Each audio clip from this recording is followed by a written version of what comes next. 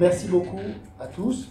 Je vais dire quelques mots sur Photodoc et notamment l'observatoire, parce que c'est dans le cadre de cet observatoire que nous faisons ces tables rondes.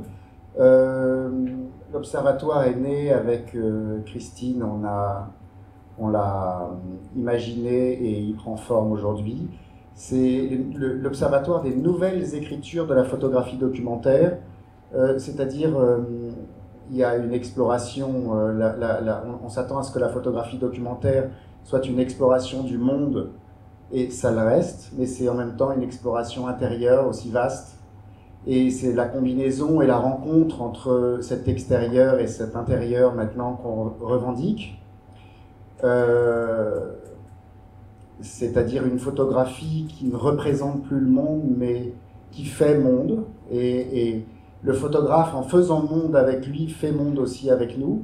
Et nous construisons, il construit d'abord avec les gens qu'il photographie, ou même avec, dans sa quête personnelle, quelque chose qui nous, finalement, dans lequel on trouve une place en tant que spectateur, acheteur ou collectionneur, ou ce qu'on veut.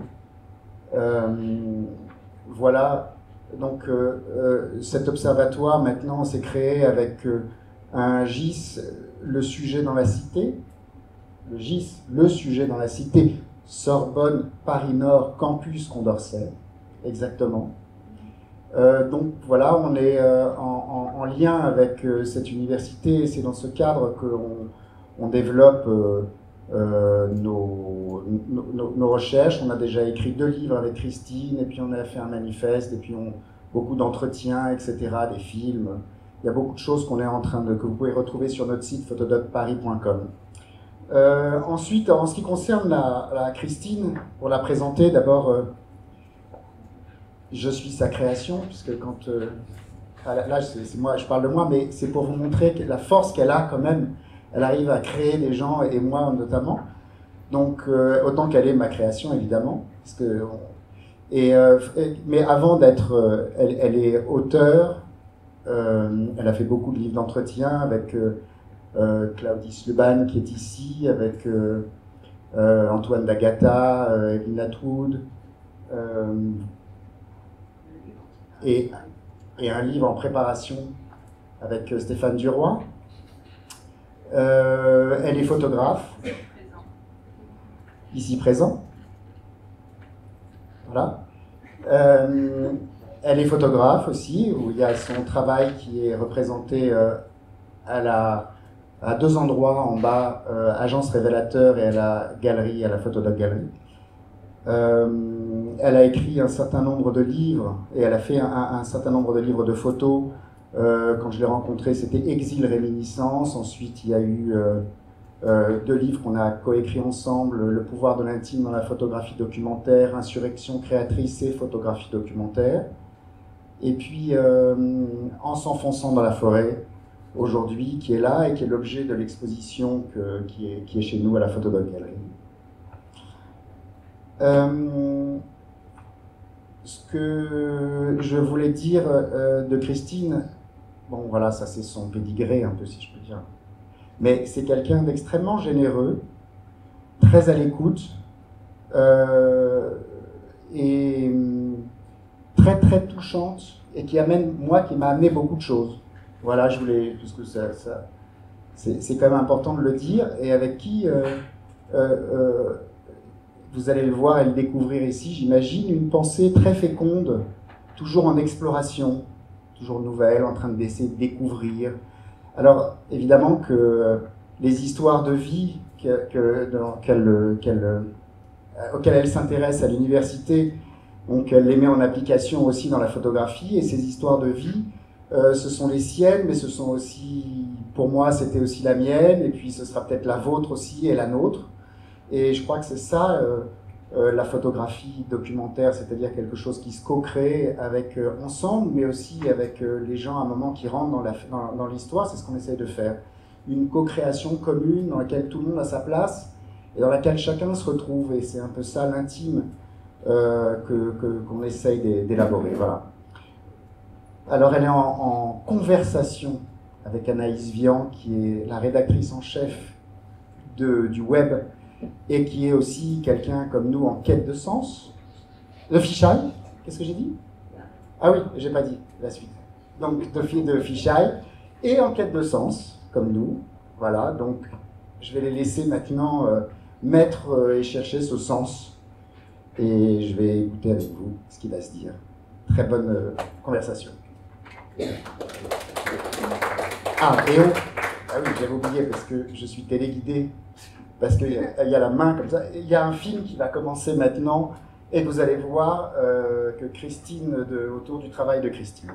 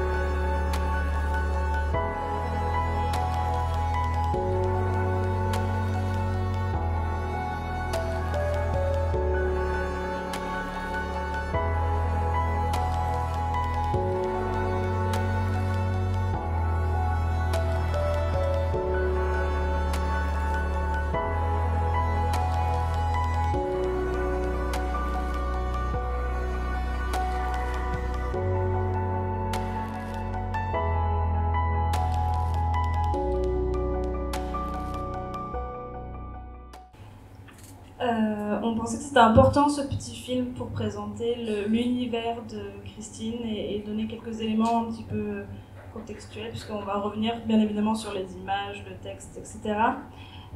Pour démarrer, pour celles et ceux qui ne connaissent pas ou pas assez le travail de Christine, il faut savoir que Christine ne développe pas seulement des projets photographiques, mais des enquêtes intérieures. Et avec ce nouvel ouvrage, en s'enfonçant dans la forêt, elle nous partage une nouvelle fois une nouvelle enquête intérieure. Et donc, pour démarrer, j'aimerais bien que tu nous expliques ce concept d'enquête intérieure, et puis ensuite que tu nous dises sur quoi porte cette nouvelle enquête intérieure. Alors, oui, en fait, ce livre-là, enfin ces photos, cette série, puisqu'on appelle ça comme ça, est arrivée en fait après avoir posé la dernière image quasiment de Exil Réminiscence, qui est un triptyque.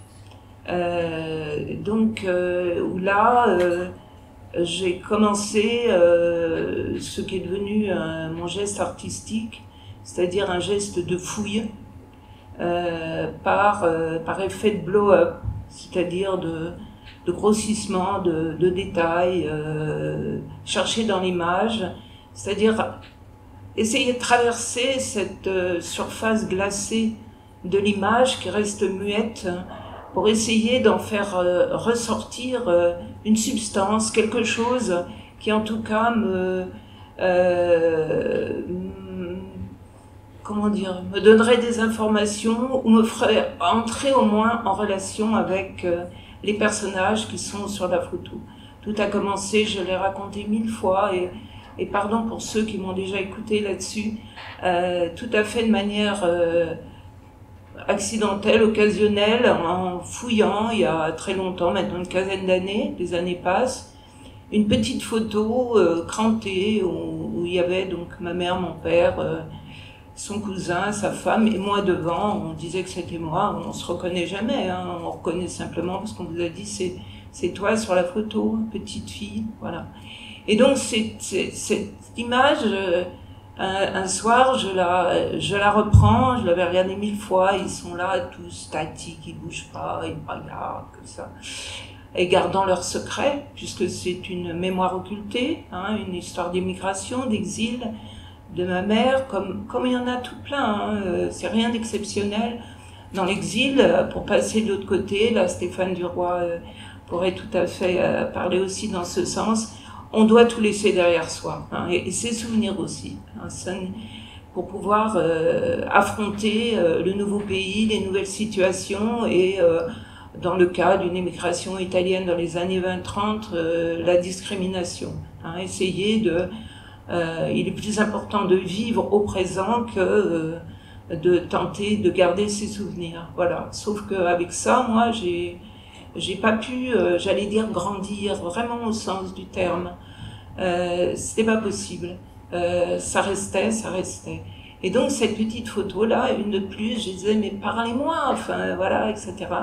Et donc, ce geste de fouille, c'est-à-dire, j'ai tout simplement cherché une loupe.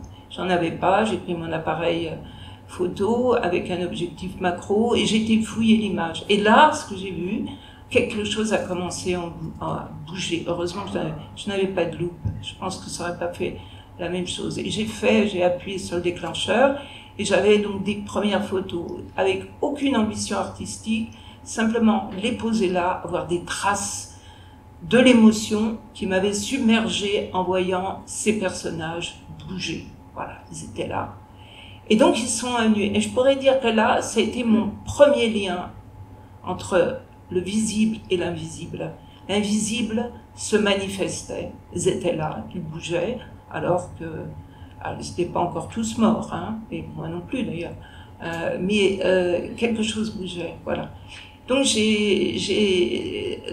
voilà, c'est devenu après, j'ai repris plus tard et j'ai continué, et puis c'est devenu donc mon geste artistique de fouille et de refouille. Et quand Exil Réminiscence a été terminé, ce triptyque, j'avais vraiment dégagé en fait des voies. J'avais cette espèce de connexion avec l'invisible, étaient apparus des êtres disparus, etc., par des accidents. C'est trop long à expliquer, puis c'est pas l'objet là, mais des accidents photographiques, des surimpressions, etc., toutes ces choses qui arrivent à tout le monde d'ailleurs, hein. Sauf que là, dans cette enquête photographique, c'était d'abord l'enquête photographique, hein, parce que j'enquêtais, qui était, et là-dedans, qui suis-je au milieu de tout ça, bien sûr. Donc petit à petit, il y a ce que j'appelle ça un territoire imaginaire, et une constitution de ce que j'ai appelé l'album imaginaire, puisque je savais quelques petites choses en plus, mais beaucoup je ne savais pas. Mais ça ne fait rien, il y avait quelque chose qui existait, quelque chose s'était inventé, et les petits morts, dont on parlera certainement tout à l'heure, on laisse le suspense, avaient commencé aussi à apparaître. Voilà. Et donc, c'était posé, il y avait quand même, je me sentais apaisée. Et entre-temps, voilà, L'enquête intérieure dont tu m'as demandé de dire 2 mots, j'en dirai tout à l'heure, elle n'avait pas encore été faite. Donc c'était en vrac. Il y avait les photos. Je savais pas trop parler en fait de ça. Je sais un petit peu mieux maintenant, mais surtout parce que j'ai écrit dessus. Mais il y avait quelque chose, une violence qui montait. Il y avait quelque chose qui apparaissait, une fureur, j'allais dire. Et je pense que cette fureur, elle était une révolte aussi contre la mémoire occultée, en fait. Voilà. Et quelque chose est apparu et il fallait que j'y aille. Et c'est ce que on a appelé cette table ronde la faille, en reprenant à la suite de François Julien, philosophe que je vous recommande et qui écrit vraiment très simplement. Il appelle ça la fêlure d'infini. Donc quelque chose qui vous fêle, j'allais dire, de manière infinie et indéfinie. Donc quelque chose est là. Et c'est le premier livre, c'est le triptyque, qui a permis d'ouvrir ça. C'est douloureux en même temps, mais il fallait y aller. Et les premiers mots parce qu'il y a image, on retourne le livre et ce sont les textes, on en parlera de cette composition. Ça commence, la faille était toujours là, elle avait toujours été là, il fallait y aller, il fallait s'enfoncer. Et le titre, En s'enfonçant dans la forêt, est apparu. Je sais pas pourquoi, j'avais pas fait particulièrement de photos de forêt et tout, rien. Et voilà, s'enfoncer la forêt. Mais la forêt. Justement, c'est la métaphore, parce que tu parlais à l'instant de faille, de terreur, qui avait déclenché le processus de création. C'est ça la forêt aussi. Voilà, voilà. Une forêt qui, alors dans la vraie vie, m'attire énormément. J'ai envie toujours d'y aller. Et quand je suis au milieu de la forêt, quand j'ai fait 10 mètres, on va dire, quand ça commence à être un peu fouillis, etc., je prends peur. Il y a une terreur qui ne me quitte pas.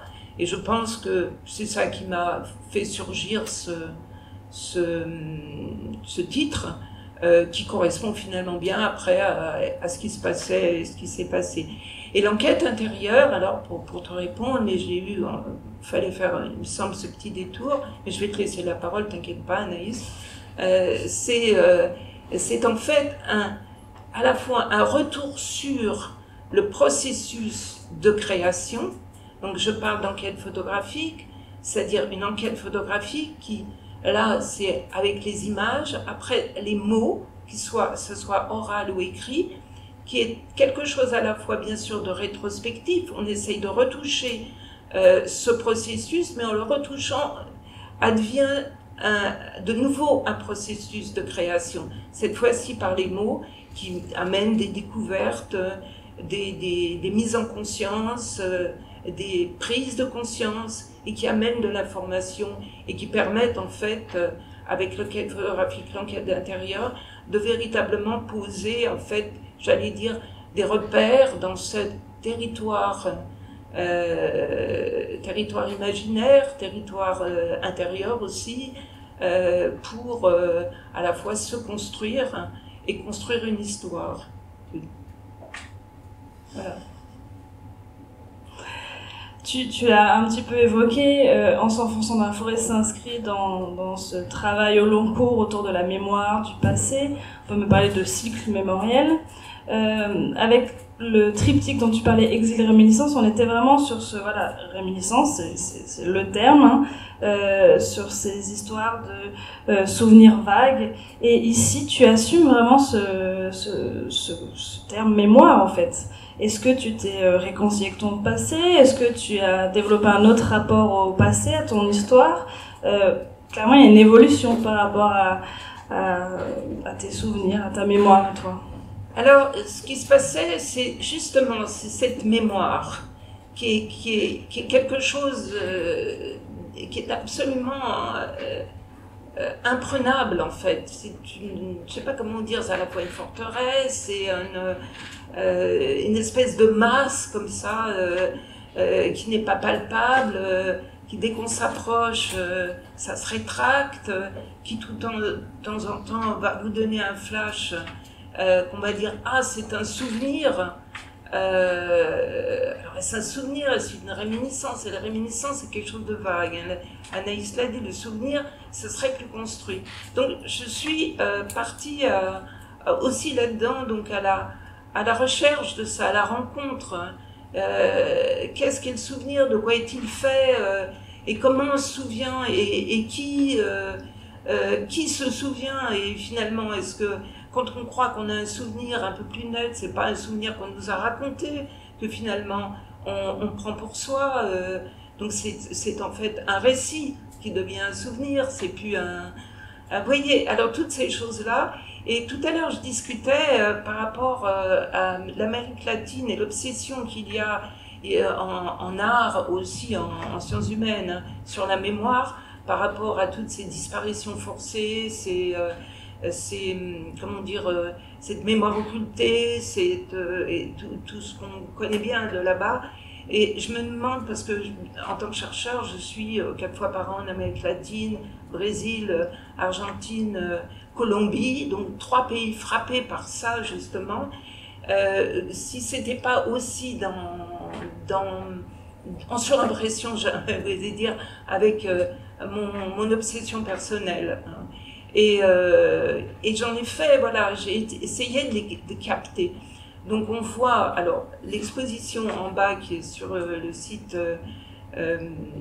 comment dire, dans l'espace Photodoc, qui reprend S'enfonçant-la-forêt, on voit un triptyque, en fait dans le livre il y en a même 5 images, où j'essaie sur une photo, je viens, pour essayer en fait de rendre palpable qu'est-ce que c'est que le souvenir. Hein.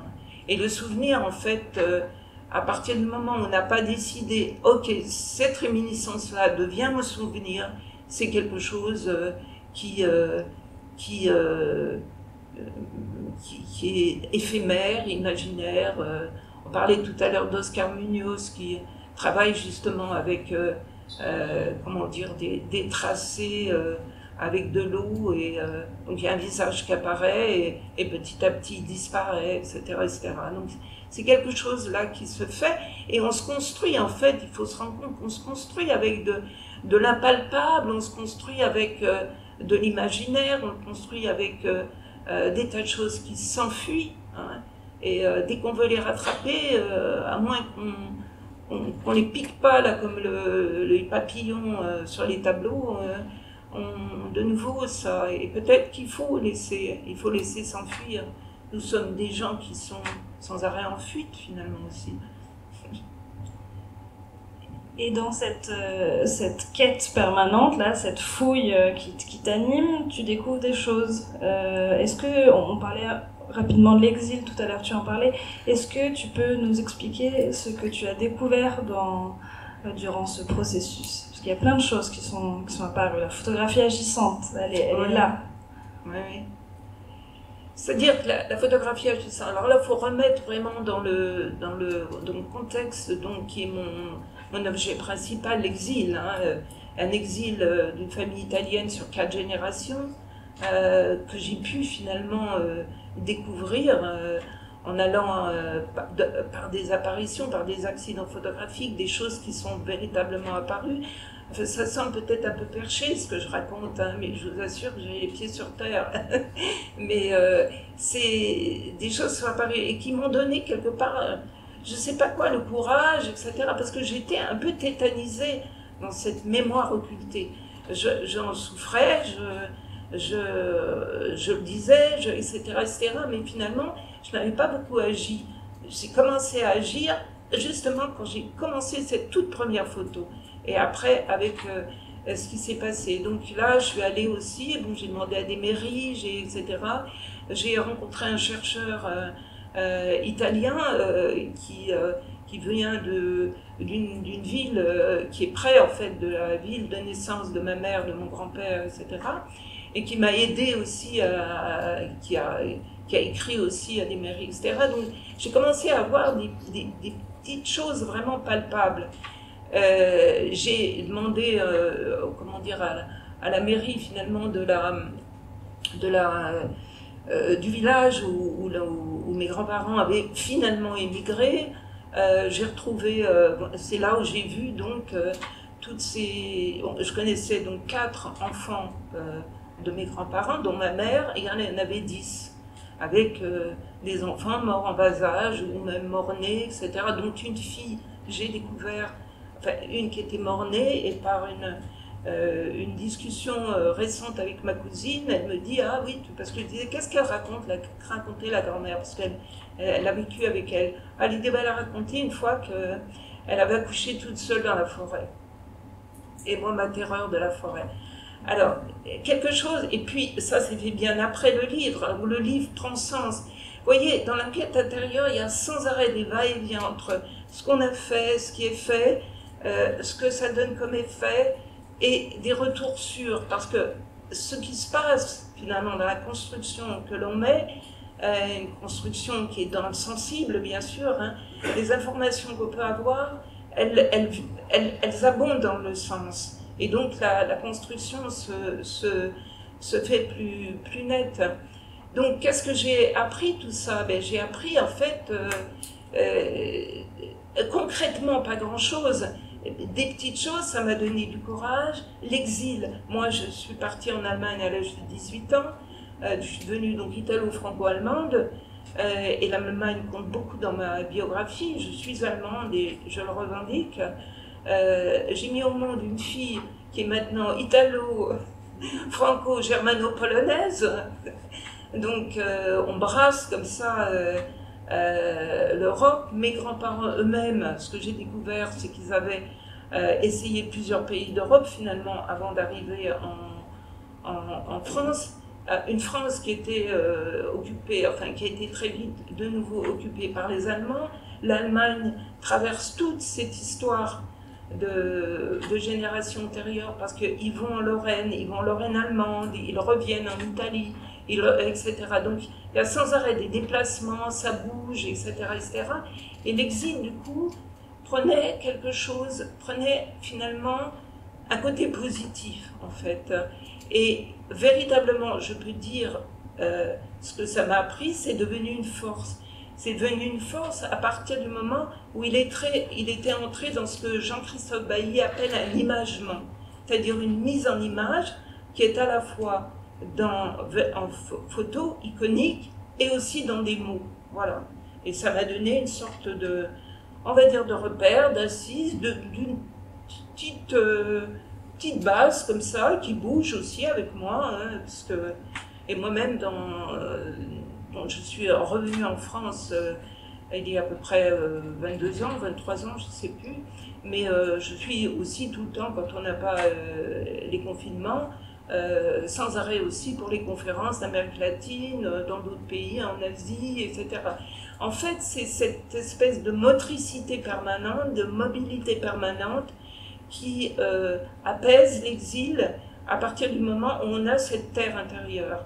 Et c'est cette terre intérieure qui permet de penser, qui donne les mots pour parler, pas simplement parler de l'exil, parler d'autre chose. J'ai trouvé ma langue en faisant en fait ma première enquête intérieure avec Valentin Bardawil, vous pouvez lire dans Le pouvoir de l'intime, dans la photographie documentaire. Pour poursuivre sur l'exil, dans ce livre, tu écris « L'exil devient par la création une force vive de connaissance de soi, faisant de l'art un levier de résistance ». Ce sont tes mots. Que combats-tu, Christine ? On en a parlé un petit peu, le déplacement, mais est-ce que la solitude, les non-dits, l'oubli, la mort ? Tout ça. Et la mort beaucoup, bien sûr, oui, oui. Oui, c'est... Et c'est la mort, bon bien sûr, notre disparition, mais c'est la disparition de tous ces êtres, ces personnages voilà, de ma famille, qui sont ce qu'on appelle les vies de peu, hein, c'est un terme aussi. Ces petits morts-là, ces enfants qui ont été laissés sur le chemin d'exil, bon, qui n'ont plus de tombe, bien sûr, ils ont moins de... Et j'ai fait dans ce livre-là une sorte de mausolée, en les nommant tous, avec leur prénom, date de naissance, de mort, etc. Quelque chose donc c'est en fait leur rendre une existence digne. Je pense qu'il y a ça beaucoup. Les non-dits, ben oui, c'est la mémoire occultée, c'est-à-dire essayer de lui donner une vie à cette mémoire quand même, et par la création. On a la création, c'est absolument incroyable. Je ne sais pas comment font les gens sans création. Je suis née, je peux dire que j'ai une seconde naissance avec la création, ça c'est clair, c'est clair. Tu parlais de ces enfants, de ce mausolée. Dans ce livre-là, il y a clairement un dialogue entre le visible et l'invisible.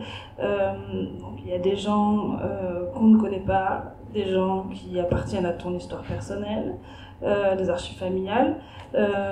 Finalement, tout ça se mélange. C'est aussi un moyen de relier ton histoire et la grande histoire. Oui, oui. Oui, parce que fondamentalement, et je l'ai dit déjà plusieurs fois, cette histoire est la mienne, mais elle ne m'appartient pas. C'est l'histoire en fait de beaucoup, de déplacés, voilà, qui doivent se construire en fait à partir de rien en fait. Je dis vraiment, c'est la génération qui décide de tout oublier qui peut se construire avec ça. Quand on vient après, on ne peut pas se construire. Et qu'est-ce qu'il en est des autres avant, finalement? Et donc, il y a quelque chose là qui se fait dans une remontée du temps et de, comment dire, d'amener en fait dans un présent ces êtres disparus qui ont une vie que je ne connaîtrais pas. Je suis en train là d'écrire un livre en fait qui est un récit où il n'y a pas d'image. On pourra en parler aussi. J'en suis arrivée là. Maintenant, les images, le cycle mémoriel est terminé et j'écris Teresa. Voilà. Mais est-ce que j'ai répondu à ta question? Je ne suis pas sûre. Là, j'ai perdu le fil. Redis-moi. La grande histoire. Oui. Et la grande histoire, oui. D'où vient en fait l'exil? L'exil, c'est des exils forcés. Je parle bien sûr d'exil forcé. Mais c'est la grande histoire en fait qui amène ça. On voit de nouveau là, ce livre en s'enfonçant la forêt a de nouveau une actualité aussi avec, comment dire, ces Ukrainiens qui partent d'une minute à l'autre, qui fuient, etc., qui sont sur les routes de l'exil, qui arrivent avec rien, qui sont accueillis, pour le moment encore accueillis. Combien de temps ont-ils accueillis? A-t-on accueilli d'ailleurs des réfugiés qui venaient de pays d'Afrique? Ils n'ont pas été accueillis comme ça. Donc il y a quelque chose, on va dire, mais c'est l'Europe, bon, etc. Donc quelque chose qui fait que ces petites histoires d'exil avec lesquelles il faut arriver à se construire, ça rejoint la grande histoire, parce que c'est toujours dans un mouvement migratoire de fuite, en fait. Puisqu'on parle de fuite, on ne parle pas de décider d'aller dans un autre pays. Il y a un moment une décision, oui, plutôt là, que ce soit la guerre, que ce soit les circonstances en fait économiques, etc. Et en tout cas, on part. Avec l'idée, on reviendra. Peu reviennent. Car quand on est parti, peut-on véritablement revenir? C'est aussi une question. Et dans cette enquête, dans cette construction de ton histoire, tes souvenirs, tu as des alliés, plus ou moins, comment dire, visibles. Ces fantômes dont tu parles concrètement et qu'on ressent tout au long de cet ouvrage. Peux-tu nous parler de ce rôle de ces fantômes dans ton processus de création? Oui, et ben ils existent véritablement, ils ont une existence maintenant. Hein. Il y a sur les photos des regardeurs quand ils viennent à des expos et où ils regardent les livres, etc., sont tout d'un coup saisis aussi. Alors, ce qui est intéressant, c'est qui m'émeut toujours beaucoup, c'est comment ils rapportent certains visages à des visages de leur famille et commencent à raconter une histoire, en fait. Donc, il y a quelque chose là qui circule, et ces fantômes, ils circulent et ils sont drôlement contents. Hein. C'est vraiment, ils en demandaient pas tant, je dirais, mais ils sont heureux que ça bouge comme ça. Donc ce sont des alliés en fait. Ce sont des alliés parce que il faut imaginer un espèce de désert de Gobi qui était avant d'avoir commencé la création. Et maintenant, j'arrive, je ne veux pas dire dans une place avec une foule, il ne faut pas exagérer quand même, mais il y a quelque chose de peuplé, en fait. Et quand je continue le travail, bon, il y a d'autres choses que j'ai fait après avec d'autres livres qui vont paraître. Ils continuent, ils prennent vie plus dense, plus épaisse, etc. Bien sûr, tout ça, c'est l'imaginaire. Et la création, c'est l'imaginaire. Je ne suis pas dans la photo conceptuelle, hein. On a bien compris. Et ces fantômes rencontrent ta fille, ta maman. C'est la première fois que tu te dévoiles autant, en fait, dans ce livre-là, je trouve. Oui, alors, et ça, faut dire... tu vois, tu parlais de l'enquête intérieure tout à l'heure par rapport aussi à ce livre.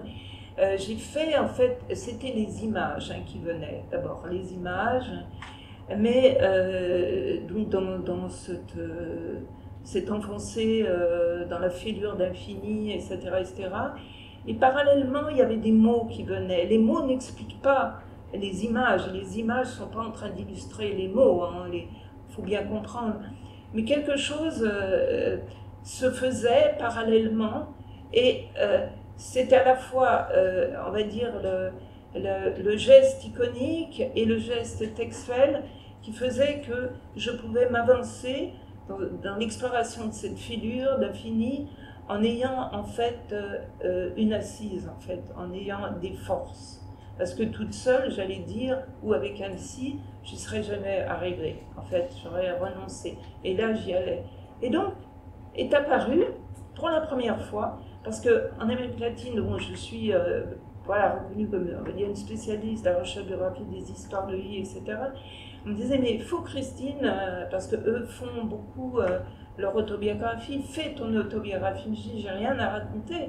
Je ne sais pas, j'ai du flou, je ne peux rien. Donc il y avait déjà quand même Exil Réminiscence qui petit à petit existait. Et là est arrivée en effet une écriture autobiographique qui est en fait une forme. C'est toi qui m'as mis sur la piste. Hein. J'étais étonnée quand tu m'as dit ça et je voulais d'ailleurs refuter ça en disant mais non, c'est pas du tout ça, l'enquête intérieure elle va venir plus tard. Non. Je l'ai faite en fait sous forme de, je crois qu'il y a une vingtaine de textes, je ne sais plus combien, peut-être un petit peu moins, qui sont en fait parce que je fouille le souvenir, et donc il y a une sorte d'impression qui arrive, c'est encore bien sûr des réminiscences, mais j'essaye d'aller plus loin, etc. Et ça devient une écriture autobiographique et une enquête intérieure en fait, qui révèle des découvertes, etc. On retrouve... tout ça. Et oui, livrer, oui, quand on va dans la faille d'infini, on ne peut plus se cacher. Il faut en fait, on avance en se dépouillant. Il parlait, il y a Claudius Leban, se mettre nu, c'est-à-dire enlever toutes ces couches sociales, ces couches de déjà dit, ces couches, tout ce dont on a besoin aussi pour être dans le lien social. On ne peut pas être tout le temps tout nu, alors là on est perdu. Au contraire, on a besoin de nos peaux. Hein. Et là, c'était aussi, comment dire, on ne va pas m'associer au serpent quand même, mais comment dire, faire tomber les peaux pour le plus nu possible et toucher. Vous voyez, c'est un sentiment très très fort comme ça qui est là. On s'avance, le mot arrive, la photo arrive, l'image arrive. Quelque chose qui arrive et on sent que là, c'est bien là. On ne sait pas pourquoi, c'est là, c'est bien là. Et donc, on ne peut pas tricher avec ça. Pas une seule seconde. Il faut y aller, sinon on arrête tout, on fait autre chose. Et ça apporte énormément, en fait. Une fragilité intense, une porosité intense et en retour une force. Et justement, cette mise à nu, elle passe par l'objet, cet objet qui est si singulier. Un jour tu m'as dit j'ai du mal à me situer dans le déjà fait avec En s'enfonçant dans la forêt, clairement Christine elle innove encore Donc, tu disais tout à l'heure, il y a vraiment deux parties. C'est deux livres en un, ou alors un livre... comment on appelle cet objet? Je sais toujours pas comment le présenter, mais en tout cas, il y a une partie texte, une partie image, et ça se répond, ça dialogue, ça se questionne. Comment t'es venue l'idée de penser cet objet en deux tomes, en deux parties, et il faudrait que tu nous expliques vraiment ce lien à l'écriture qui est très très fort dans cet objet-là. Alors, je dois, renvoyer à Dominique Mérigard qui est là, qui est, on appelle ça mon graphiste, et je dis mon, en majuscule, avec qui j'ai fait Exil Réminiscence, et je lui disais récemment, je ne sais pas si avec toi, sans toi, j'aurais continué en fait comme ça aussi. Hein. Donc il est photographe aussi, et donc il a ressenti mes images. Et quand on est arrivé là, alors on avait des projets, c'était clair, ça devait être deux parties. Ça, je suis arrivée en disant une partie image et une partie texte. Et donc on avait d'abord l'idée de faire un truc un peu sophistiqué, qui aurait été finalement difficilement palpable. C'est très bien qu'on ait abandonné l'idée, avec un petit livret. Donc on voyait. Et donc c'est Dominique tout de suite qui a flashé, là, c'est vraiment lui l'idée du choix de l'enfant dans la couverture. Alors il pourrait dire, parce qu'il est modeste, ça fonctionne graphiquement, mais c'était aussi, c'est le cœur de l'affaire en fait. Et moi, je ne m'en rendais pas compte non plus dans ma série, mais c'est le cœur de l'affaire. Et ça a été, il faut que ces deux parties soient considérées individuellement, puisque ce sont pas, ils ont une relation, mais ils existent. Comme j'ai dit tout à l'heure, mes deux, mes deux points d'appui, quoi, en fait, qui bougeaient avec moi. Voilà. Et donc, alors je vais continuer à dire pour la forêt, parce que je disais, je photographiais pas vraiment de la forêt furieusement, de temps en temps un petit peu comme ça, mais je me suis sans doute d'ailleurs mis, oui, j'y pensais ce matin en me disant, tiens, on va me poser la question. C'est sans doute après avoir commencé avec ce titre en s'enfonçant dans la forêt que j'ai dû commencer à un peu photographier des arbres, etc., de la forêt, voilà. Et quand on est arrivé à le graphiste, alors on avait d'abord demandé un soutien, une subvention, on n'a pas été choisi. Donc on a abandonné cette idée parce que ça coûtait très cher, 8 000, 9 000 euros, enfin un truc d'un taux de fou. Donc c'est dit, allons vers quelque chose de plus simple. Et ça c'est quand même, voilà, c'est moi qui ai eu l'idée, j'ai dit, bah écoute, on va pas les faire côte à côte, on va retourner. C'est-à-dire comme le lecteur, quand il l'aura, il sera à chaque fois, il entre dans deux univers différents. Voilà. Et toi, tu m'as fait remarquer lors d'une discussion. Oui, la couverture. Voilà, dis-le, parce que c'est quand même incroyable. Et bien, Dominique.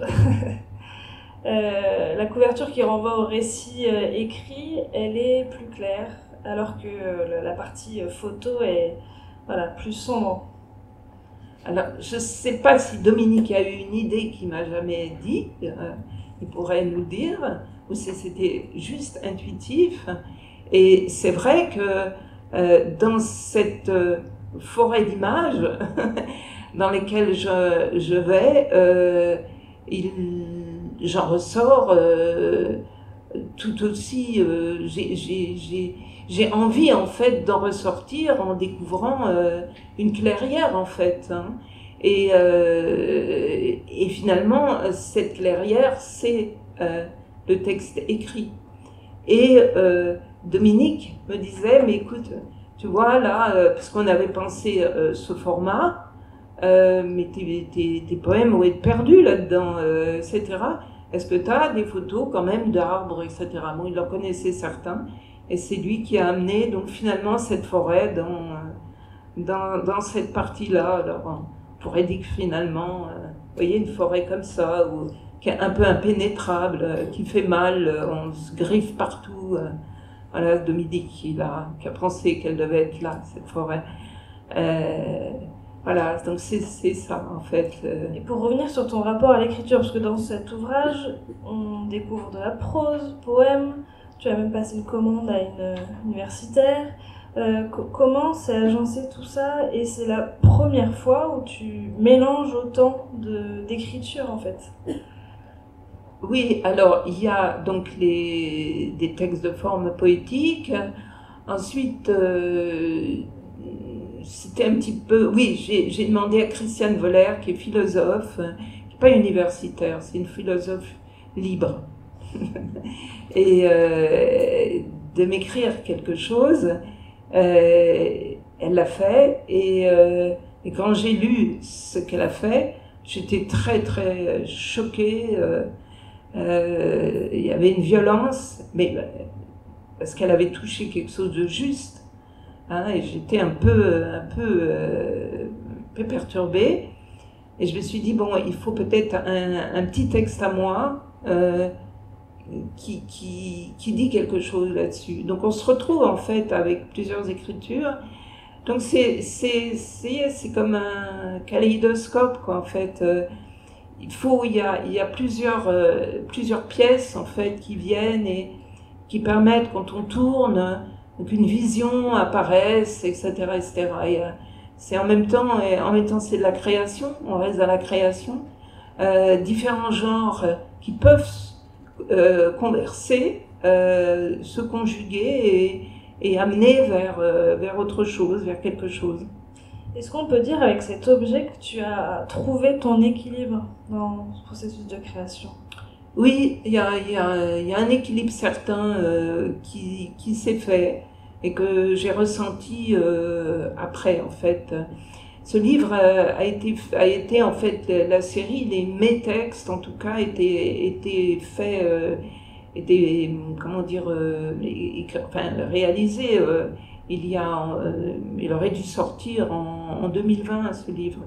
Et puis, il y a eu la rencontre avec Valentin Bardawil, et puis, donc, cette enquête intérieure que j'ai commencée, qui m'a fait aller beaucoup plus loin, c'est-à-dire comprendre véritablement le processus et me donner une force, en fait. Puis on a fait encore un autre livre, Insurrection créatrice dans la photographie documentaire, donc c'est encore autre chose. Donc il est venu, il était fait avant, mais il est venu après. Et ça a un sens, en fait. Parce qu'il fallait que je traverse ça aussi pour arriver à sentir véritablement que ces deux images et textes avaient été vraiment mes appuis. Vous voyez, c'était comme une traversée funambulique, en fait. Hein. Il faut un petit peu, toujours, il y a une espèce de bâton, enfin, je ne sais pas comment ça s'appelle, pour tenir l'équilibre. Et ça a été ça, en fait, ce livre. Et oui, mais c'est un équilibre extrêmement fragile. Hein. Le moins coup de vent, ça menace de nouveau de retomber. Hein. Donc, les images continuent, la pensée continue, les textes continuent, etc. C'est infini. Le regard des regardeurs, le retour des lecteurs, c'est tout ça en fait qui permet de continuer à garder l'équilibre. Hein, Je te cite encore, dans cet ouvrage, on peut lire « Toute tentative de mémoire est vaine. On ne transmet que ce qu'on invente. » Clairement, on est dans la transmission, avec cet ouvrage en s'enfonçant dans la forêt.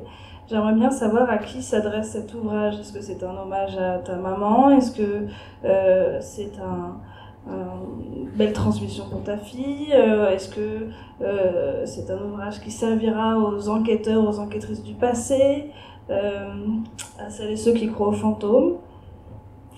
Eh bien, c'est à eux tous. Enfin, ce livre, en fait, était du temps du vivant de ma mère, et je lui dédicace. Hein, je dis à ma mère, ma magnifique, elle est morte depuis. La dernière image, la montre, vous l'avez vu, la toute dernière image, et ça, c'était l'idée de Dominique, où elle est d'abord en positif, c'est l'image, et la dernière, c'est en négatif.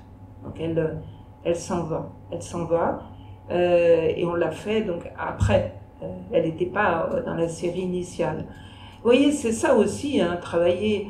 On dit toujours c'est mon travail, c'est mes photos. Mais il y a combien de gens qui sont actifs dans ces photos, hein, par des conversations, par des échanges, par des gestes, le geste de Dominique, hein, qui lui met, voilà, elle est là, elle est partie, elle est disparue, elle est en négatif, mais elle est toujours là. Donc elle est passée du côté des fantômes, elle est là aussi. Hein. Et donc c'est à tout ça. Et puis il y a quelque chose, oui, j'ai pas dit ça tout à l'heure, quand tu me parlais du processus, etc. Bien sûr, c'est un processus libérateur. Hein. À la fois, je me libère des liens d'une mémoire occultée, d'une mémoire qui emprisonne, qui ne livre rien. Eh ben, elle m'a rien livré, mais moi, j'ai pu inventer. Hein. À partir de petites choses que j'ai pu inventer, et elle est là. J'ai ma mémoire maintenant. Et avec ça, qu'est-ce que j'en fais? Alors, il y a la transmission à ma fille. Et là, on racontera juste 2 minutes, hein, cette petite chose, peut-être on finira par ça, hein, avec ma fille. Et aussi, finalement, quand je vous dis leur donner une existence digne à tous ces disparus qui ont sombré, en fait, dans l'oubli le plus total, etc., c'est une libération. Je les libère aussi en même temps par mon geste photographique, mon geste d'écriture. Donc c'est une transmission, une libération à la fois en allant, en remontant, on va dire, la chaîne, mais aussi par rapport à ma fille, en lui livrant en fait quelque chose dont elle fera ou qu'elle fait ce qu'elle veut. Il n'y a pas d'obligation, mais il y a un territoire qu'elle sait qui est imaginaire, qu'elle sait, mais avec des petites quand même informations concrètes qui existent au moins là. Donc elle peut avoir son histoire aussi de vie construite, puisque ma fille étant germano-polonaise, ou je ne sais pas comment on dit dans l'autre sens, elle a en plus tout le poids de la biographie collective allemande, voilà, que je porte aussi. Hein. Quand on va à 18 ans dans un pays, on devient citoyenne de ce pays, etc. On prend l'histoire collective. Ce sont des histoires personnelles et des histoires collectives, hein, tout ça. C'est pour ça que les gens se retrouvent, se reconnaissent, et dans mes images et dans mes mots. C'est comme si, certains me disent, mais c'est comme si je l'avais écrit, c'est comme si je l'avais photographié. Merci de m'avoir donné un visage à mon oncle disparu. Donc cet oncle qui existe là, qui est sur une photo, tout d'un coup il vient l'oncle de tas d'inconnus, et je suis sûre qu'il est content là-haut, ou ailleurs, d'avoir une famille qui s'agrandit au lieu d'être un nom sur une pierre tombale. Alors, je vois l'heure. On a jusqu'à quelle heure exactement? 5 minutes, pas plus. Encore 5 minutes, 10 pour minutes. pouvoir les questions. Oui. J'aurais une question. Attends, pas encore. Nora Nomino. Ah, mais peut-être pour terminer, nous Oui. expliquer dans quelle mesure ce travail, cette enquête s'inscrit dans les missions de l'Observatoire. Dans quelle mesure il s'inscrit dans toutes ces recherches autour des nouvelles écritures documentaires. De la photographie documentaire. Mais il s'inscrit parce que nous, il l'a bien dit tout à l'heure, Valentin, la photo documentaire, on n'est plus dans c'est la photo qui documente. Là, c'est le photographe qui se documente. Hein. Donc, je me documente avec de l'impalpable. Je construis pas, je vais pas sur des faits. C'est éventuellement après des faits qui arrivent, parce qu'il y a quelque chose a surgi, etc., et ça devient un fait de mon histoire, mais c'est pas le fait qui a été documenté, vous voyez. Donc c'est un document de soi, j'ai envie de dire comme ça, mais ce document de soi, c'est en même temps le document, comme je dis, d'autres, donc on est dans l'altérité, donc c'est une écriture vraiment, enfin il y a plusieurs sorte de forme d'écriture documentaire, hein, de la photographie documentaire. Ça, c'est une sorte qui a ce chemin. Et je voudrais quand même terminer pour raconter une histoire aussi, mais montrer l'actualité incroyable de ce livre, À un moment de ce livre, dans la partie texte, je parle en fait, parce qu'il y a eu aussi du côté de ma fille, alors suivez-moi bien, sa grand-mère, elle s'appelle Erika, d'accord, qui était originaire de la Haute-Silésie, qui est en Allemagne, qui était en Pologne et qui était annexée par Hitler. Ils ont dû changer leur nom de famille, qui est déjà une violence folle, abandonner le nom, polonais pour un nom allemand. Ok. En 1945, à l'arrivée de l'armée russe, ils ont dû fuir. Donc, on retrouve, vous voyez, cette histoire qui est déclinée comme ça là, on la retrouve maintenant.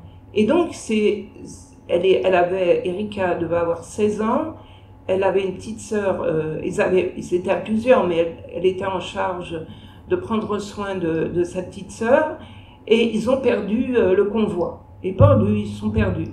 Donc, ils sont raccrochés à un autre convoi qui allait vers l'Allemagne de l'Ouest, et finalement, ils ont retrouvé le village. Ils l'avaient heureusement en tête pour retrouver la famille. Je dis ça dedans. Après, on fait avec Valentin le Zoom du mois d'avril sur il me questionne, etc. Et je interview entre Valentin et Christine. Oui, un entretien, oui. Et je raconte cette histoire.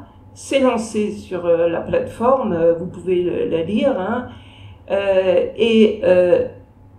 Le jour d'après, donc ma fille l'a pas lu, enfin elle ne sait rien de ça, que j'ai raconté en rapprochant en fait cette actualité.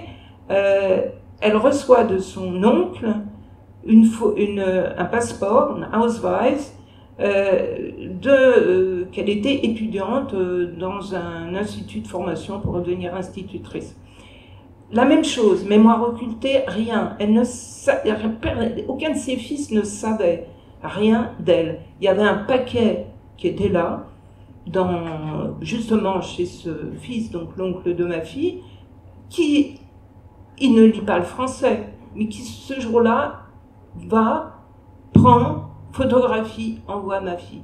Et pour ma fille, elle est transformée. Il y a quelque chose qui se passe définitivement. Elle a reçu toujours ça avec bienveillance, tout ce que je faisais. Genre, c'est intéressant, c'est émouvant, c'est beau, je disais, c'est ton histoire aussi. Oui, etc. Mais il ne se faisait pas. Et là, avec ce Ausweis, enfin, cette carte d'étudiant, tout d'un coup, quelque chose s'ouvre pour elle et elle commence des recherches. Et elle a déjà trouvé plein de choses. Je l'ai vue à Francfort il y a une dizaine de jours, elle est transformée. Elle a vraiment un visage ouvert. Ça vous paraît peut-être allumé ce que je dis, mais c'est vraiment le pouvoir agissant de la photographie. En fait, la photographie agissante. Quelque chose dont on tente de comprendre avec Valentin, Charlotte, toi Anaïs, parce que tu es entrée tout de suite là-dedans, c'est une rencontre incroyable avec Anaïs, dès la première chronique qu'elle m'a faite.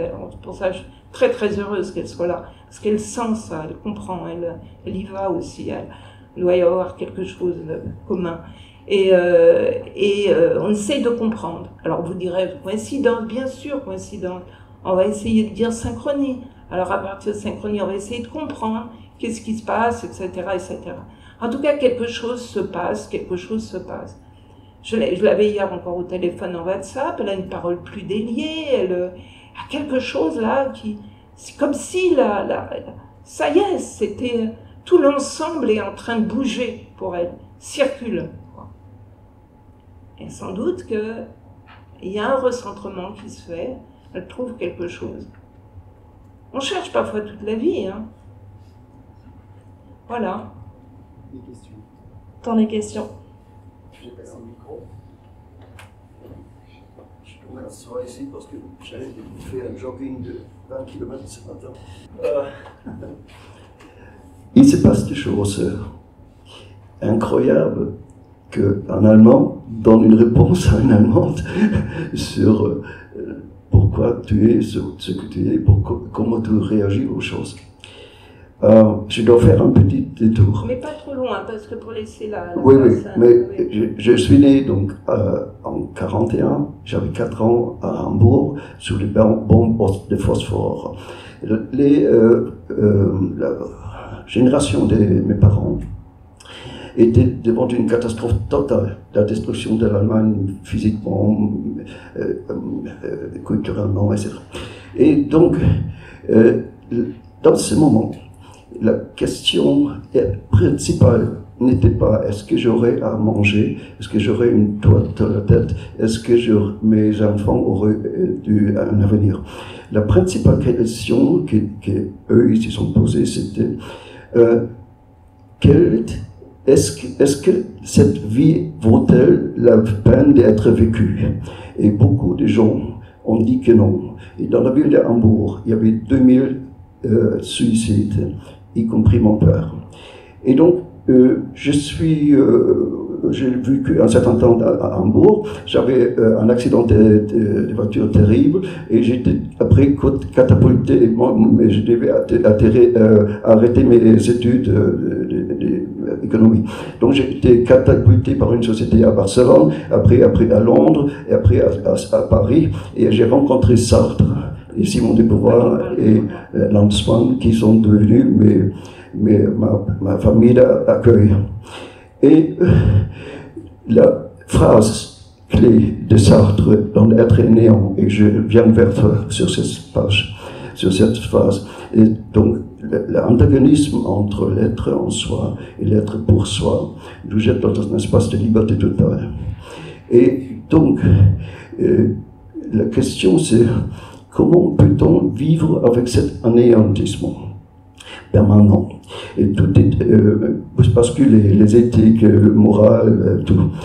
Et Sartre ne pouvait pas voir d'avance qu'après la guerre, les neurosciences et l'informatique faisaient des fortschritt. Laisser un peu la parole aux autres. Oui, mais je dois terminer ça.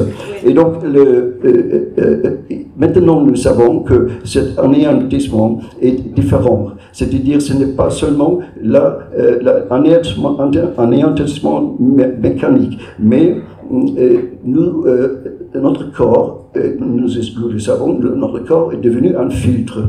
Et donc, tout ce qui arrive tous les jours est soit accepté par notre corps ou rejeté. C'est-à-dire que nous créons notre disque dur personnel tous les jours. Et donc, ta question, comment je suis ce que je sais, c'est un anéantissement permanent de ta connaissance, de la morale et de l'éthique. Et nous avons dans cette situation un facteur temps. Nous disons que peut-être un jour quelque chose va arriver de très important. Et à ce moment, nous pouvons tomber à genoux en disant Alléluia, nous avons trouvé. Mais entre aujourd'hui et ce jour-là, non seulement nous devons survivre, mais aussi vivre. Oui. Donc, vive la vie, bordel.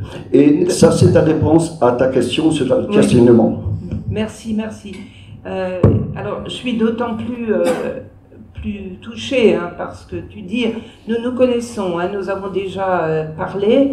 Et en effet, ton histoire est une histoire, voilà, l'a dit, on est anéanti, enfin, un anéantissement avec le suicide d'un père, ensuite, et beaucoup de suicides aussi en Allemagne, etc. Et voilà. Et en effet, on doit survivre comme ça. Mais à un moment, la survie, qui devient peut-être un mode d'existence, commence de plus en plus à ressembler à la vie, en fait. Et c'est la création. Tu peux passer le micro s'il y a des gens qui veulent. Est-ce qu'il y a des questions? Je viens d'intervenir. Alors. Bonjour Pascal. Bonjour. Bon, écoute, il y aurait 10 000 choses à dire en plus ou à côté ou ailleurs d'ailleurs, pour essayer de dire quelque chose de plus ou de moins. La première chose, c'est que il y a une question de langage, en fait. Quand on utilise la photographie et l'image, il y a un type de langage qui fonctionne très bien et qui n'est pas le langage discursif qu'on peut utiliser ou pédagogique pour expliquer un livre, mais qui serait celui qui est pratiqué à l'intérieur même de la photographie, c'est-à-dire une avancée vers le mystère et la question de soi-même. Quand on reprend la question « Gignotis et automne, connais-toi toi-même » et tu connaîtras le monde et les dieux, il y a la réponse au mystère et donc aux enchaînements que la vie trace d'une façon évidente, mais dont on ne connaît pas forcément l'énergie ni la signification, et qui nous place toujours devant un certain nombre de questions à résoudre. Donc ça pose la question du vivant, en fait. Moi, je me souviens de la première impression que j'ai eue quand je suis rentré dans ton exposition la première fois, alors que je ne te connaissais pas, je connaissais pas ton image. J'ai été frappé et que c'était pas du tout mon type de photographie en plus. J'ai été frappé par ce qui se passait sur les murs. Tout de suite, c'était très perceptible, c'était très vivant, cette affaire, finalement. Des premières photos de la trilogie. Et donc, je me suis posé la question du vivant. Qu'est-ce qui est vivant en nous? Or, ça rejoint la question du sens.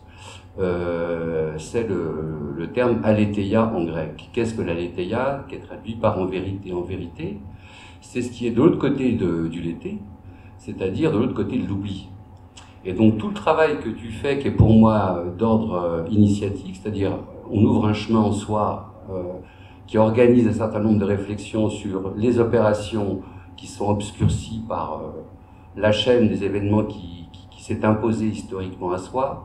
On fait ces chemins à travers la question du sujet inavoué et de sa métapsychologie. Quand j'étais à la fac, j'avais écrit un premier texte qui s'appelait Métapsychologie du rêveur ou le sujet inavoué. Et donc c'est tout ce processus qui traverse toute la photographie chez beaucoup d'auteurs, qui est l'interrogation du mystère profond qu'on est pour soi-même. Donc la production d'images et de textes, elle est censée renvoyer à ce qui est vivant en soi. Et d'autant plus que là, quand on est dans une recherche où on exhume un certain nombre de traces du passé, on est devant des fantômes, des morts, etc. Et l'idée, c'est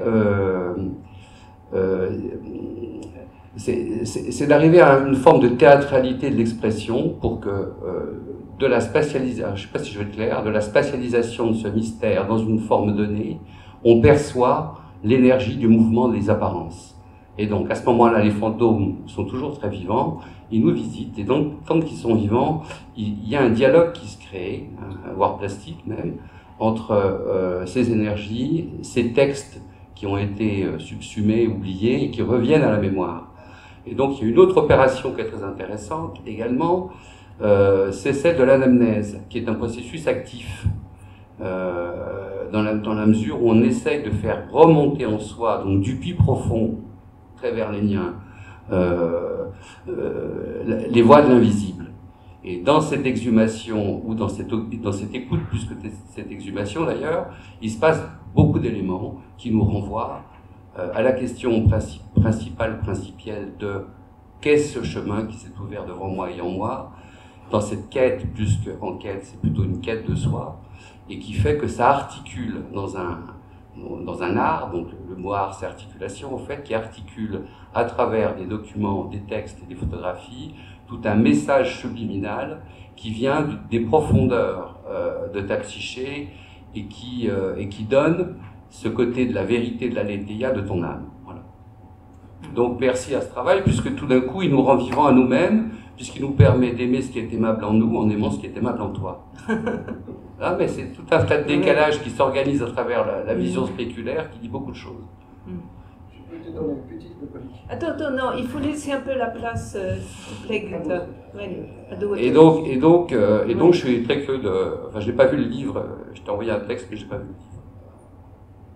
Tu m'as envoyé un texte? Oui. Ah oui, j'ai pas lu, j'ai pas reçu. Bon, on en parle.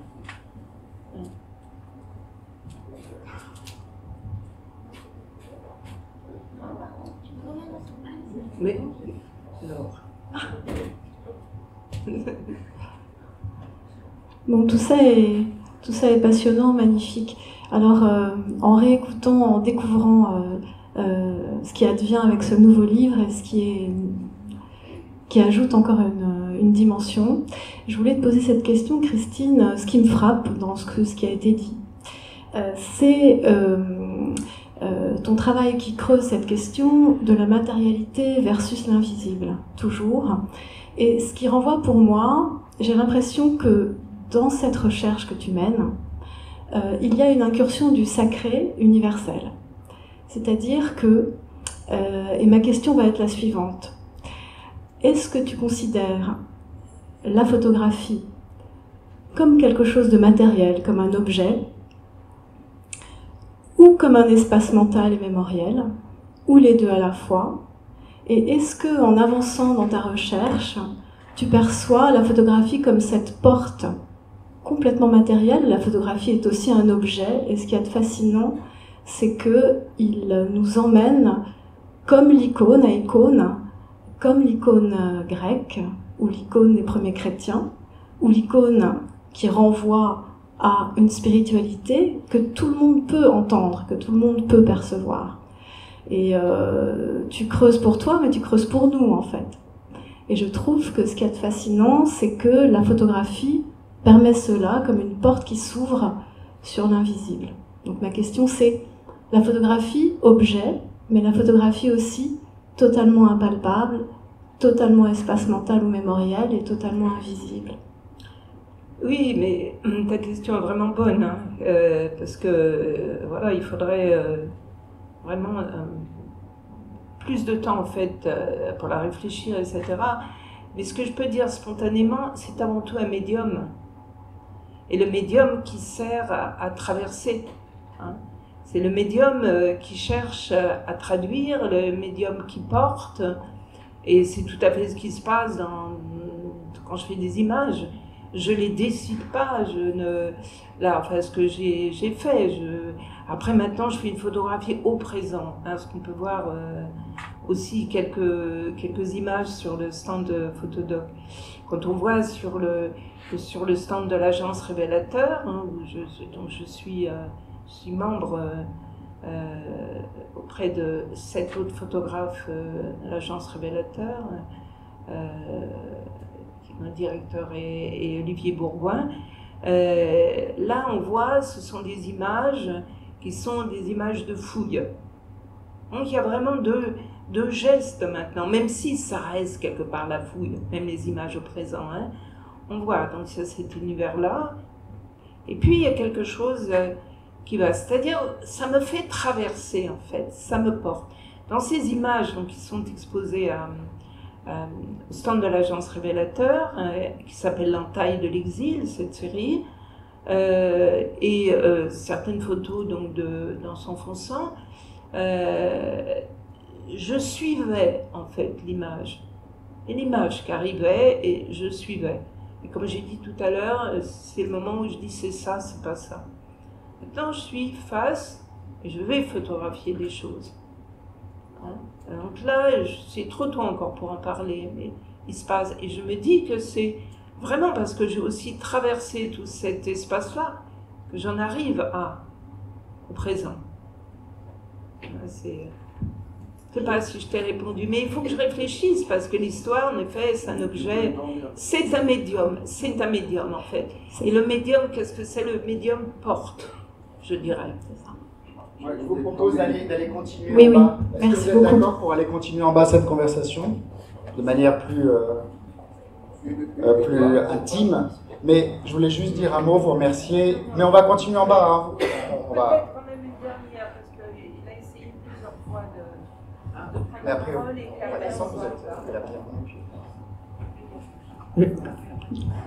la Une minute. Quand on voit Photodoc, en sous-titre, on lit « Nouvelle forme d'écriture photographique ». Nouvelles écritures de la photographie. Nouvelles écritures. Oui, Nouvelles écritures photographiques. De la photographie. Alors ce qui me documentaire. frappe ici, c'est qu'il y a en fait deux langages complémentaires, la photographie et le texte. C'est une écriture à la fois photographique et littéraire. Alors, ma question, est-ce qu'on ne pourrait pas le faire rien qu'avec des images? Faire cette enquête intérieure, rien qu'avec des images sans le texte. Je pense que c'est un beau défi. Oui, oui. Mais tu as raison de dire ça, parce que c'est en effet, mais l'enquête photographique se fait avec les images, et quelque chose là advient en effet d'une pensée, etc. Sauf qu'il faut qu'il y ait quelque part un moment, une formalisation, j'allais dire. Et ça peut être sous forme poétique, ça peut être sous forme... on a dit là, il y a même d'autres formes qui viennent.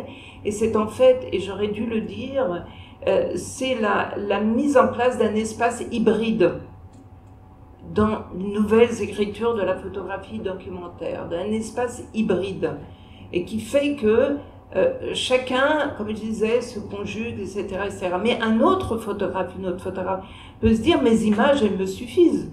Hein, ça va, il se passe quelque chose là, et c'est bien. Il n'y a pas non plus de, d'impérialisme. Il y a simplement, pour les photographes, essayez de faire votre enquête intérieure par rapport à un travail que vous avez fait, vous serez étonné.